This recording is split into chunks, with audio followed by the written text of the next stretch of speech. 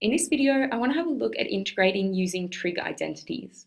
So we're going to start by looking at integrating sine squared x, and then we'll have a look at integrating cos squared x. So they're going to be very similar.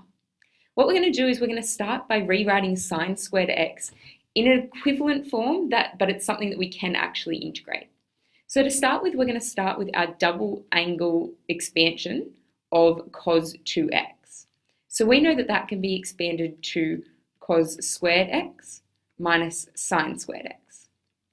We also know that cos squared x can be rewritten as 1 minus sine squared x, and that's because we know that sine squared plus cos squared is equal to 1. So if we rearrange it to make cos squared the subject, we end up with 1 minus sine squared.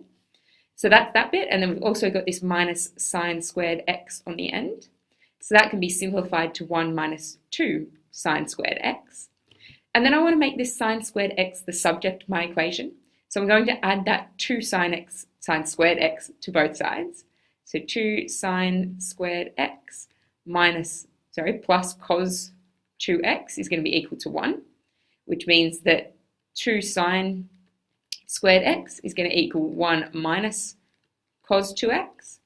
And then finally that sine squared x is going to be equal to a half outside of 1 minus cos 2x. So now that we've got that, we can actually integrate.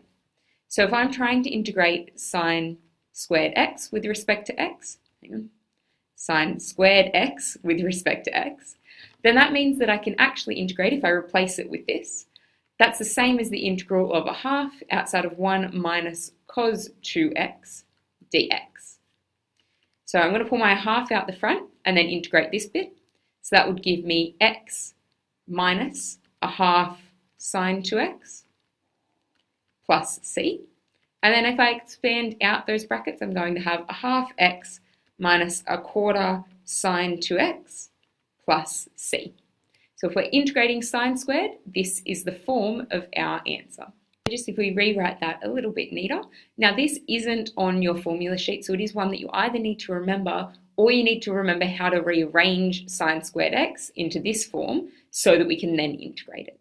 So let's have a look at integrating cos squared x. So the process is going to be very similar. We're going to start with the expansion of cos 2x, which was cos squared x minus sine squared x. Except this time we want to write this in terms of cos squared x, so we're going to get rid of this sine squared x. So we know again that sine squared plus cos squared is equal to 1. So that means that sine squared is going to be 1 minus cos squared. So we're going to have cos squared x minus 1 minus cos squared x, which will simplify to 2 cos squared x minus 1. And then if we rearrange this, I'm going to add 1 to both sides. So I'm going to have 2 cos squared x is equal to 1 plus cos 2x. And then I'm going to divide everything by 2. So cos squared x is equal to a half outside of 1 plus cos 2x. So then I can use that to do my integral. So if I'm trying to integrate cos squared x dx, I can rewrite that as integrating a half outside of 1 plus cos 2x dx. So then I can pull my half out the front and I can integrate. So that's going to give me x plus a half sine 2x plus c. And then if I expand, I'll have a half x plus 1/4 sine 2x plus c.